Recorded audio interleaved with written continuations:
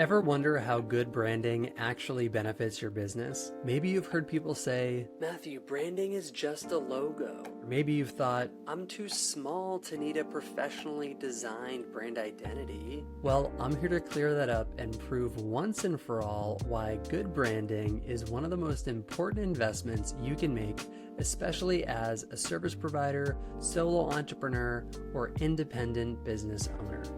Hey, I'm Matthew, and if we have not yet met, I'm a brand designer and business coach, and in today's video, we're talking about why branding isn't just a buzzword, it's actually the backbone of how people connect with your business, trust you, and decide whether they want to buy and invest.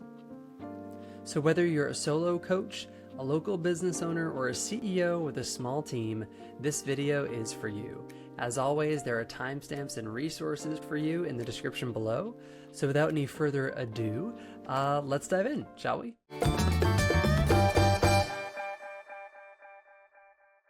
So what is branding really? I want to take a moment to clear something up. Branding isn't, never has been, and never will be just a logo. It's not just your fonts, colors, or that cute little Canva template you keep using either. All of these are elements, right, of your visual identity, but they're not the whole enchilada. You see, a strong brand isn't just eye candy. It's actually a growth strategy. Think of popular brands you might love. For me, it would be Dr. Bronner's. We use that in our bathroom and to clean like stains out of a shirt. Oatly is the oat milk brand we use in our house. We love Disney movies and Marvel. Ben & Jerry's provides me my lovely little sweet treat every now and again. And Patagonia or LL Bean are clothing stores that we often frequent. So these are not just products, right? These are brands with experiences. And that's what makes branding so powerful. But before we get into why branding is so important for your business, I first want to analyze and also demystify what branding actually means to begin with. Now, if you've been in my world for a little bit, you have already heard, this distinction, but it still bears repeating. So here it goes. Let me get crystal clear on the difference between a brand identity, and then also branding. So first and foremost, your brand. Your brand is that gut feeling someone has about you. The intangibles that we sometimes can't even articulate, but we just feel, right? It's the emotional perception, the reputation, and the vibe that we associate with a brand, a business, a restaurant, a hairstylist, a destination, a software, a piece of clothing, you name it. It's what people say about you when you're not in the room. That's your brand, right? The intangible. Your brand identity, on the other hand, is the tangible representation of your brand, the intangible, right? So it's the tangible, visible visuals, your tone of voice, the messaging, the photography you use, the style of video, the overall layout and composition, the experience that you create for folks and how you make them feel. All of that is tangible. We have control over it. And then there's branding, the little ing present progressive there for our English language class. And branding is the process of making that intangible tangible, or better yet, making or influencing moments that help that gut feeling come to life through both something that's strategic and design oriented. So when someone says, I love your branding, what they probably mean is, I love your brand identity, or even, I love how this made me feel. Weird, I know, but stick with me for a second. So the reason why branding lands is because it reflects something much deeper at our core as humans. The bottom line here, branding is the process or that bridge between how you want to be perceived and how people actually experience and talk and refer you or not refer you to other people in their world. And if you don't take the opportunity to shape that brand identity intentionally, it still forms anyways, right? So that brand, what people say about you and how they feel about you will still form regardless. And so why not put in the effort to try and curate, right, or best guide folks to a brand that you want to be known for. So who is branding actually for? It's great to understand it, but is it for someone who just started their business, or is it only for folks that are raking in tens of millions of dollars and hiring an ad agency? Well, the short answer is branding is for everyone. And I mean that.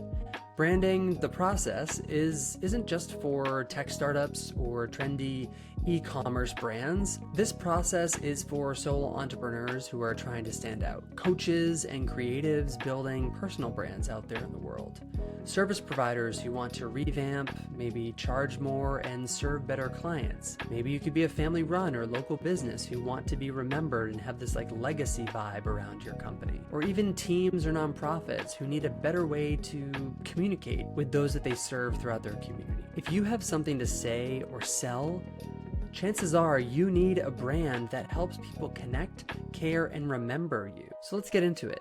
The main topic of today's video: why is branding really that important for small businesses? Well, because trust drives sales. Simple as that. And trust is built through clarity and consistency.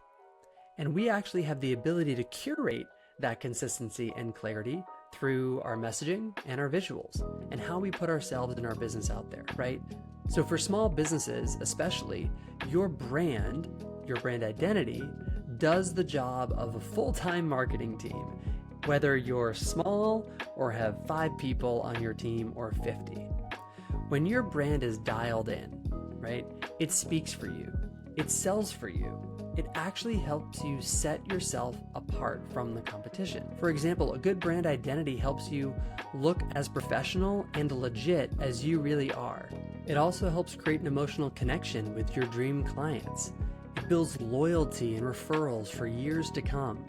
And it also helps you to make faster decisions about what to say, design, or post across all of your marketing. For example, let's say you're a wedding photographer. Intentional, purposeful branding helps you stand out from the crowd. Maybe you decide to lean into your documentary style moments, right? That inclusivity or capturing the candid in between. That story, your drive to capture the moments within a moment, that could be your brand, right? Or your brand position, or the entry point for folks to feel like you're their preferred service provider. It's how couples know that you're their person, again, if you're a wedding photographer. And you'd want to ensure that your copy, right, your messaging, your content, and the visuals that bring it to life match that unique vision and that core essence that you're trying to convey. Or maybe let's say you're a nonprofit consultant.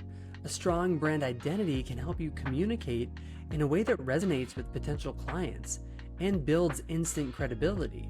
You go from being just a name on a business card in a pile beneath my desk to the obvious partner for mission-aligned organizations.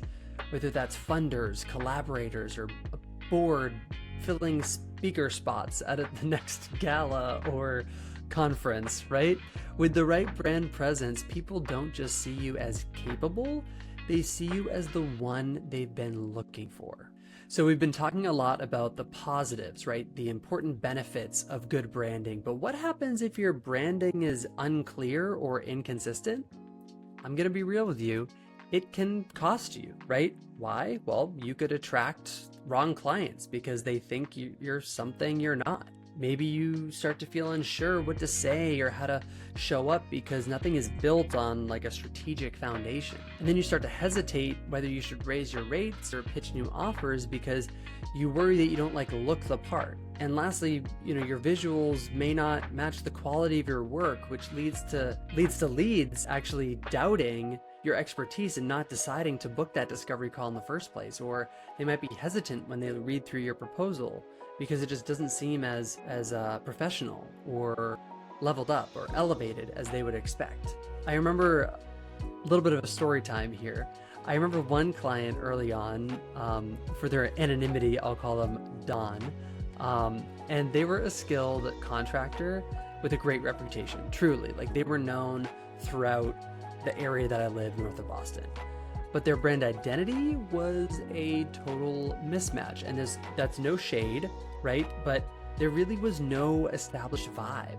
Their visuals were outdated. The signage was like literally like cracked and like breaking and like not looking good, like faded, and nothing really communicated the quality of their work. And so one day, Don came to me and told me, hey, I have felt this for a long time, but I'm finally being honest with myself.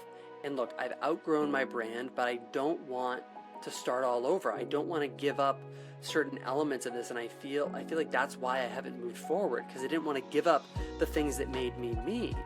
But I'm also feeling conflicted because like I'm entering this new chapter and I want to be able to step into that next level of my like contractor business, right? And that's the thing.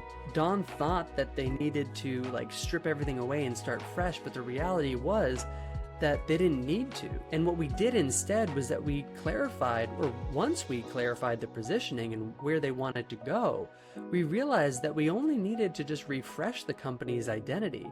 And we did that by bringing a whole new level of polish across the website, a revitalized logo and visual communication system, making it easy for them to create in-house business cards, signage like yard signs, and being able to self-apply, which I have no idea how they did this, but self-apply like like a wrap on a car, which is pretty impressive. And so fast forward a few months and Don started to actually attract better clients. They were able to raise their rates and finally truly feel proud of what they were putting out there, because what was on the outside matched what had always been there on the like inside, but also the more internal experience that they already were creating for their clients. And so now when clients who worked with Don referred them to other people, when those other people went and looked up Don, they felt like the referral or the testimonial from that person matched their expectation, and they said, you know what, I'm going to reach out to Don myself and hire them. So if you've ever felt like you're in the same boat,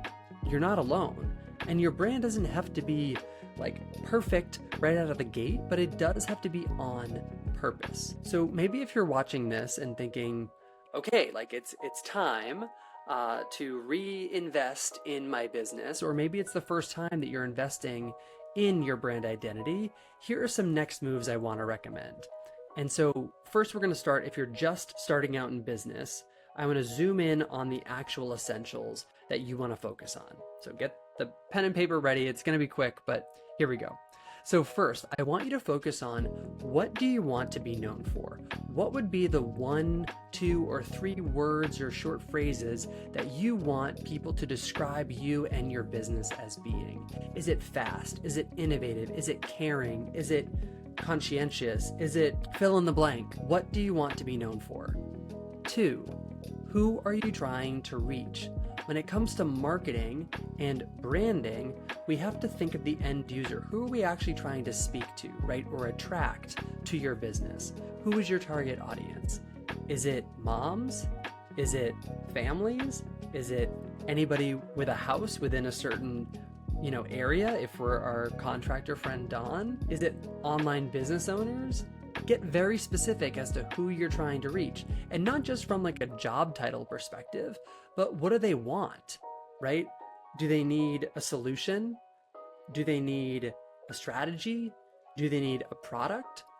Who are you trying to reach, and how can you like actually help them? The third piece here is, how do you want people to feel when they truly interact with your business, right? What is the experience you want to create for them? Is it high touch? Is it a luxurious experience? Is it like fast, easy, and simple, right? Thinking about the experience we want to create when you interact with folks. Now, if you're able to answer all of these 3 questions, that, my friend, is what we call clarity in the biz. It's your brand's North Star, and it'll shape your content, your visuals, and your messaging. Honestly, like everything. Like you can look at what you just jotted down there and said like, okay, like what do I want to be known for? I want to be known for excellent customer service, or I want to be known for luxurious products, right? Who are you trying to reach? A specific target audience. How do you want people to feel? I want them to feel cared for. I want them to feel excited and proud about their next step.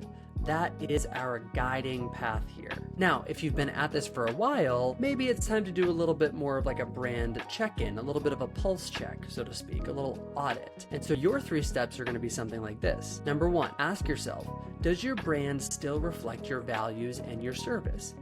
In the story that I gave you around my client Dawn was not feeling in alignment. Dawn felt like the visuals and the communication and the messaging and the marketing that was out there in the world did not match Dawn's own values of like quality craftsmanship, excellent customer service. We were just talking about that, among other things. And so does your brand still reflect your values and your service? Be honest with yourself. The second thing is, are your visuals and your voice, right, the messaging, consistent across all platforms?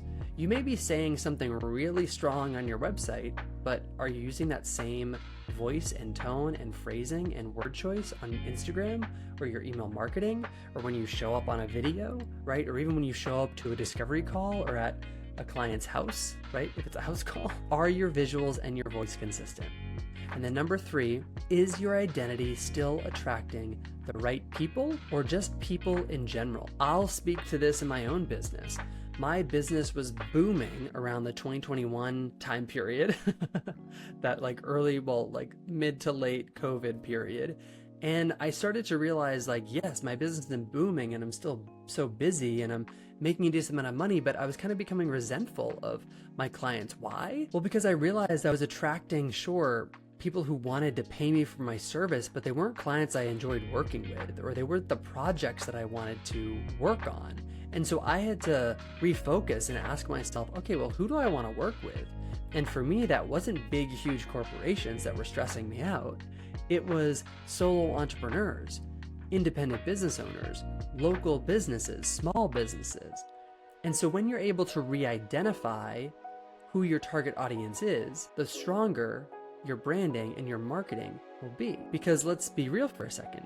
Branding isn't just a one and done, it's an evolution. And as your business changes and grows, you're going to need to change the goalposts, right? So whether you're starting from scratch or you're leveling up, you want to make sure that you're able to craft a brand that feels true to you for where you are today and clear to the folks that you want to serve and attract, and the folks that actually want to hire you to do that service. Now, before we wrap up, I've got one question for you.